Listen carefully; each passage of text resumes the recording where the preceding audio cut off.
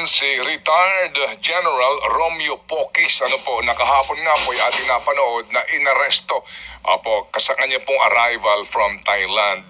General, magandang umaga po.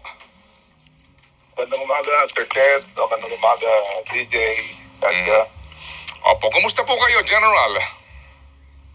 Okay naman po, Sir Ted. Okay naman. Medyo nakapagpahinga ng konti dahil kahapon itulog tayo. Opo. Pwede ho ba namin malaman muna ano ho ba ang inyong pinagdaanan kahapon nung kayo po ay pinusasan, hinuli po kayo upon arrival po from Thailand para lang ho maintindihan po ng ating mga kababayan? Opo, kinasuhan po kasi ako ng CIDG ng inciting to sedition at inciting to rebellion. Yun naman pong inciting to rebellion ay hindi nag-prosper at hindi ng judge. Ang nag-prosper lamang ay itong inciting to sedition. So, ang problema doon, yung aming pinisyon kaagad ako ng ng arrest warrant. At yun nga, because of the arrest warrant, in-issue or sinerve yung arrest warrant na yung kahapon. Pagdating ko galing abroad, dyan sa Terminal 3. Kahapon ng umaga, result ng umaga. Opo. So, dinala ko Go ahead, sir. PIDG sa Kapitame, pinoproseso doon, tapos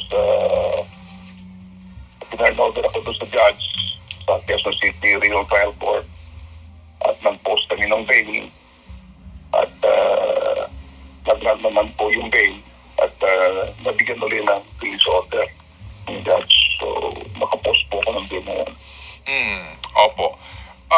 Inciting to sedition. Opo. Kayo ho mismo muna, General, ano ho ba ang definition nun? Kayo po bilang dati rin pong naglingkod bilang isang sundalo. Ang inciting to sedition kasi parang naghihikayat di ba, na yung mga taong bayan na babagsakin ng gobyerno. Parang gano'n. Pero doon, hindi ko masyadong i-discuss dito ang detalye sa TED, dahil nakadimdim ito sa korte. Ayaw kong subjudice na tinatawag. So, sasabihin ko lang, yung inciting to sedition ay magkikayat ka na pabagsakin ng gobyerno. Hindi naman po namin ginagawa ito. Kami naman po ay nagpapahayag ng mga damdamin tulad ng mga karamihan mga Pilipino dito sa matinding korupsyon na nangyayari sa bayan natin. Hindi ho tayo nagkayat na papagsakin ng gobyerno. Kaya... Ang aming punto, United People's by non-violent, constitutional, non-partisan. Kaya ko po yung tinanong sa inyo, General, kasi nga kayo po ay inaabot na ho ng retirement age sa AFP at naglingkod nga po kayo, nagserbisyo po kayo, and I'm sure kayo po mismo na sundalo, alam nyo yun, yung definition ng sedition, di ba? Kasi ang kalaban nyo po yung mga elemento na gustong babaksakin ng gobyerno, di ba? Tama po yun. So, kaya lumalabas talaga, malinaw na itong mga cases na dinail sa akin ay pagkikipit lamang, pananakot, pang-aaras. Hindi lamang para sa akin, kundi yung mga taong nanonood o nakikinig o naniniwala sa akin para hindi sila mag-protesta. Yun ang objective ng gobyerno dyan. Sorry po, without courting contempt, kasi nga po kanin nyo, meron na pong kaso ito. Pinahahanap ko po sa aming mga kasamahan dito sa himpilan yung actual post ninyo na pinagbasihan ng demanda. Meron ako ditong hawak na post ninyo. Ang petsa ay September 23, 2025. Bakit kasama na ang Marcos resign sa panawagan ng UPI o United People's Initiative? Opo, dito po, binasa ko ho naman to, medyo mahaba-haba lang siya, pero dito, meron kayo sinasabi, kaya bago ang malawakang protesta ng September 21, nagpasya kami na isama ang panawagan na Marcos resign. Dahil ang malinaw, walang makikitang malawakang korupsyon kung walang basbas ng Pangulo. Yan po ang inyo po, pakishare nakalagay dito. Ito ho ba lang yon ang sinasabi pong basihan ng inyong demanda, General? marami ho yung marami mga post ang pinagbasihan ng CIDG. Ang isa doon ay of course yung sinasabing ang Pangulo, sinabi ko doon, ang Pangulo, ang lumalabas na siyang pinakautak ng mga korupsyon, parang ganon, dahil siya ang nag-approve ng General Conference. Ay pa yun, awalo yata yun mga pinote ng CITG na basihan ng kanilang complaint. Opo. Sige po. Well, anyway, may tanong lang po si Chacha sa inyo. General, go ahead, Cha. Yes po. General, tinatanong po kayo kanina ni Sir Ted about this inciting to sedition definition. Kung hindi man sa Facebook post, kasi kung ito yung pagbabasihan, yung hawak po namin ngayon, kaya nagtatanong kami kung ito lang or meron pa bang iba. Bukod po ba sa mga post nung rally, meron din po ba kayong panawagan na pabagsakin po ang gobyerno? Para lang po malinaw? Or this is just purely about your post on Facebook? Ang kaso po, pinahatarap ngayon ay doon sa Facebook post. Ito, mga 8 yata yun ang Facebook post. Yun ang basis ng complaint ng PNP-CIDG. So, sinagot naman natin yun. Naggawa kami ng counter-affidavit. Tapos nung nagbigay ng resolution ang judge na wala na yung rebellion, kundi sedition lamang, nag-file pa rin pa kami ng motion for reconsideration.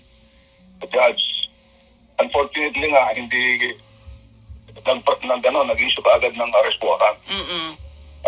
Consider yung motion namin. Ganun. General, ang sabi niyo po hindi lang isang post, 8 post lamang po yung pinagbasihan. Hindi kasama yung naging pag-akyat niyo ng entablado nung nakaraang rally. May sinasabi po dito na may panawagan daw po kayo na bawiin ng militar ang suporta sa administrasyon. Doon po sa 8 post na sinasabi niyo po, meron nga po bang ganung mensahe sa armed forces? Hindi kasama yon, hindi kasama yung sa rally mismo. Ang pinabasihan lamang ng prame nung PNP sa CIDG sa prame ay ito mga Facebook post ko. Opo. Pero dun po sa 8 post na sinasabi nyo, was there ever a post na kayo nga po ay nananawagan na bawiin ng militar ang suporta sa administrasyon? Wala doon, walang ganon. Walang ganon na kahit ang CIDG. Oo, bagamat meron po tayong freedom of expression, naniniwala rin po kami ni Manong Ted dyan, alam naman din po natin meron po itong legal na limitasyon. Oo, dati po kayong general. Yes po, sige po. Dati rin po kayong general at ngayon nga po akusado at kahapon ay inaresto. Sa tingin niyo po ba ito pong nangyari sa inyo? Yun ang nakikita ko at ng aming lawyer. General, sa tingin niyo po, kayo po kasi uniform personnel and this is a different or separate issue for those civilians na katulad po namin, kasi nga po uniformadong personnel po kayo.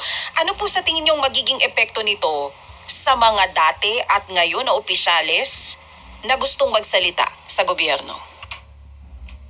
Okay, sundalo po, dating uniformado, pero ako'y isang ordinaryong civilian na ngayon dahil ako'y retired na. So, yung mga sinasabi nilang nanghihikayat, nasa kanila yun dahil freedom of expression nga itong pinapahayag natin di ba? Hindi naman tayo sinasabi papagsakin ng gobyerno, mag-take up arms, or ganito. Walang ganon. Sabi naman nagpapahayag ng aming damdamin yung matindi at malawakang korupsyon na nangyari sa bayan natin. Kaya tayo malugmok na dahil dito sa mga itong korupsyon ng ating mga politiko, yung mga leaders natin. Okay. General, meron po ba kayong mga kasama dito po sa inyong grupo na kapareho ninyo, mga hindi na uniform personnel, ang natakot dito po sa ginawa sa inyong pag-aresto? Ako lang yung, sa grupo namin, ako lang yung kinasuhan, okay lamang yun dahil siyempre ako tumatay yung convener, leader ng aming grupo, yung United People's Initiative. So okay lang yun sa akin. Haharapin ko ng legal ng pamamaraan itong aming kaso at itong aking kaso. Oo. Balikan ko lang din po yung nangyari kahapon kasi sinasabi rin po ng mga kasama ninyo and even yung abogado nyo po na hindi raw po kayo agad pinayagang makausap ng inyong legal counsel nung kayo po ay inaresto doon sa NAIA. Tama po ba ito? Tama po yun, kasi sinalubong po ako ng mga lawyers eh. Nag-request sila ng access pass doon para masalubong ako, para pagka inaresto ko, kasama sila. Unfortunately, hindi sila binigyan ng access pass. Ngayon, nung lumabas na kami ng terminal, doon sa may gate, nandun sila, pero may harang. Hindi sila makalapit sa akin. So, sumisigaw yung aming lawyers na palapitin sila para makausap ako. Kasi nga, kasama sa aking karapatan, sinasahan ako ng Miranda rights. Kasama sa karapatan ko, doon sa Miranda rights na yun, na ako ay dapat mayroong legal counsel. Opo. Teka lang pa. Opo. Lalo si BBI ako. Opo. BBI dapat kasama yung lawyer ko. Yun nga, kaya umalma yung mga lawyers natin. Bakit hindi sila pinalapit? Pinaharang sila, parang gano'n.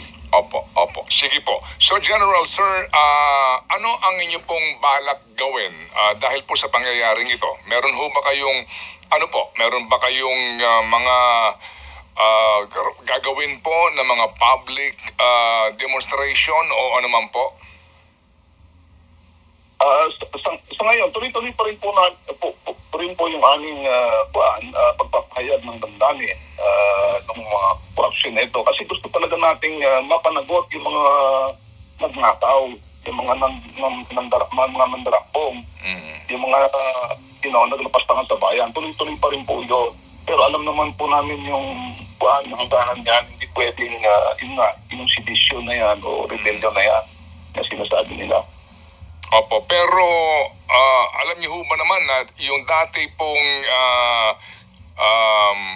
rin pong senador, at naglingkod rin po sa bayan, nagserbisyo na si Antonio Trillanes Dafort, ay kinasuhan din noong panahon ng Pangulong Duterte ng parehong kaso ninyo. Opo, at yung pong inyong argumento ngayon ay lumalabas na kapareho ng argumento ni Trillanes. Kaya sinasabi ng iba, parang nauulit lang yung ginawa nung panahon ni Pangulong Digong sa isang kritiko, ngayon ginagamit din ito sa isang kritiko ng kasalukuyang administrasyon. Ay parang na nga, kasi kaya nga, talaga, ganitong kaso na sa tingin ng lawyers namin, ay kayang-kayang, we will win the case, sabi nila. So, lumalabas talaga dito na ito ay pananakot lamang, harassment cases, yun ang kaso namin. Okay. O sige po. So, salamat po, General. May I just know how young is the retired AFP General now, sir? Ilan taon na po kayo? 67 po ako, Sir Ted. Opo, 67. Opo, and hope that everything is well. Dito nga po sa mga pangyayaring ito. Salamat po sa inyo, General, sir. Opo. Maraming salamat din po, Sir Ted, DJ Chacha. Opo. Buhay po Opo. kayo. Salamat. Thank you.